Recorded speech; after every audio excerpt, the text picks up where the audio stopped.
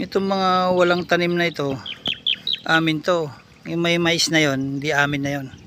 Tapos yun, mais na yon, hindi naman amin yan. Ito lang walang tanim kasi nag-harvest na. Tsaka yan, yung mais naman na yon, sa pinsan ko yon, tsaka sa uncle ko, kanila yon. Yan. Yung walang tanim na yan, amin yan. Lawak. Gandun. Sa dulo doon. O yan. Tinataniman ng anak ko, ka-harvest lang din ito. Yung mga walang tanim na yan. Lawak yan. Halos kalahating hektarya. Sa mata. Tapos yung bundok. Ayun, bundok. Sinira lang yung bundok namin. Isan dito. Ito malapit na namang harbisin to. Sa uncle ko naman to.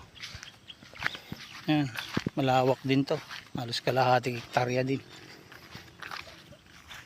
Maisan kulay pula, pampakain sa ginagawang pigs. Ayan. Maganda yung bunga niya, tiggalawa. Ayan.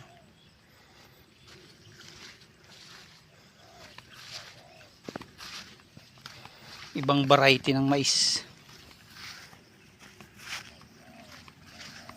Kulang sa tubig na oh. Tuyot na.